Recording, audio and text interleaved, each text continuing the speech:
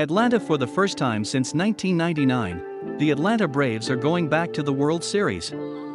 Eddie Rosario continued a torrid postseason with a 3-run homer just inside the foul pole in the fourth inning, breaking a 1-1 deadlock and propelling Atlanta to a 4-2 win over the Los Angeles Dodgers on Saturday.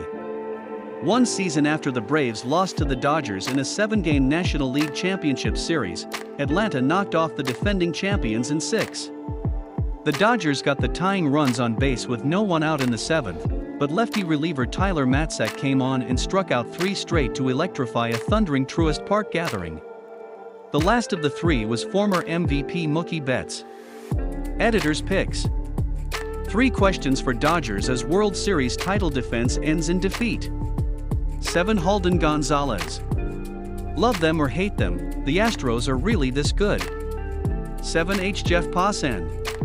Rosario, who was named NLCS MVP, went 2-for-3 with a walk and finished the NLCS with a .560 average, 1.040 slugging percentage, 3 homers and 9 RBIs in 6 games. According to Rosario, he's not done.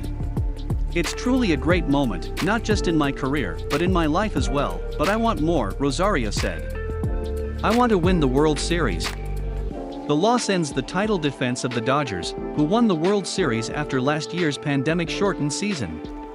It was an abrupt end for Los Angeles, which won 106 games during the regular season and beat the 107-win San Francisco Giants in the NL Division Series.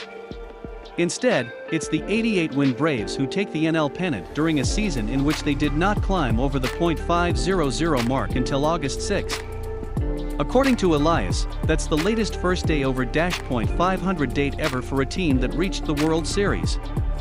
The previous record was August 3, held by another version of the franchise, the 1914 Boston Braves, known to history as the Miracle Braves. While the 2021 Braves looked like a long shot to end their pennant drought when the postseason began, nothing about the way Atlanta dismantled the Milwaukee Brewers during the NLDS and the Dodgers during the NLCS seemed miraculous.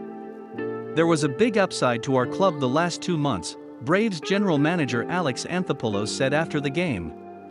And if you're into things like run differential, the Giants, LA and us were right there in the top 3. We felt that we had the talent to do it.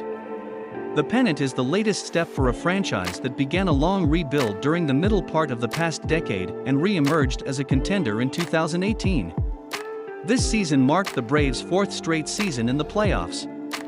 Saturday's win snapped a string of 12 straight postseason runs for the franchise without a World Series appearance, tied with the Athletics for the longest streak of that kind.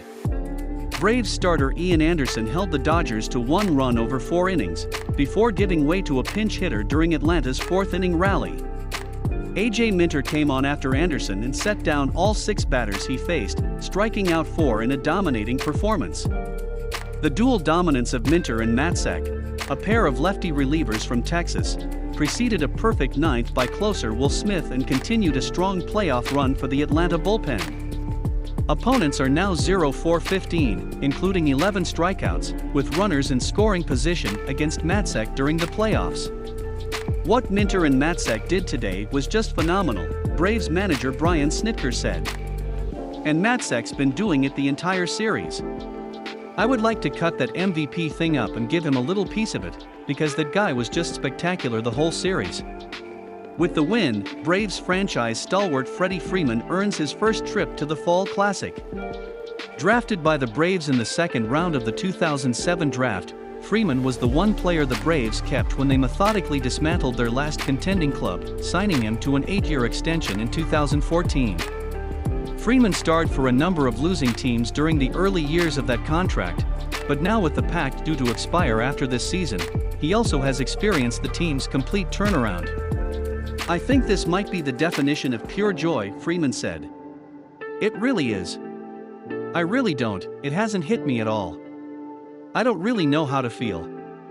The win was also the cherry on the top of the long career of manager Brian Snitker, a Braves lifer who has been with the organization since 1977. Snitker, who turned 66 during the series, played for the franchise in the minors, then worked as a roving instructor after being hired to remain with the organization by Hall of Famer Hank Aaron. He managed in the minors for years before coaching in the majors. Now Snitker is at the pinnacle of his profession with the only organization he has known. I just kind of sat in my chair and them guys swamped me, Snitker said. I was just hoping I could hold it together because a lot comes at you. After all the years and everything you go through, and now to be able to experience this, it's really something really cool. For the Dodgers, the loss kicks off what could be an off-season of change, with several of their star players headed for free agency. The list includes Max Scherzer, Albert Pujols, Corey Seager, Kenley Jansen, Chris Taylor, and longtime ace Clayton Kershaw. With the Dodgers' repeat bid ending, baseball will go without a back-to-back champion once again.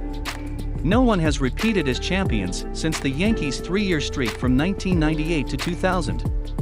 It's baseball's longest ever stretch without a repeat champ. It's still not lost on any of us that we didn't accomplish our goal, Dodgers manager Dave Roberts said. But for me, I'm giving credit to the Braves because they outplayed us, plain and simple. The Braves will meet the Astros in the World Series, with the opener slated for Tuesday at Minute Maid Park in Houston.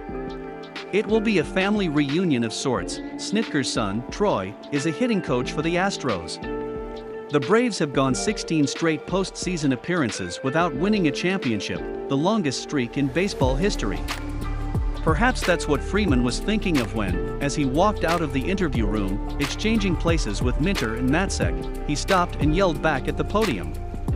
"We're not done yet, boys," Freeman said. "We still have work to do."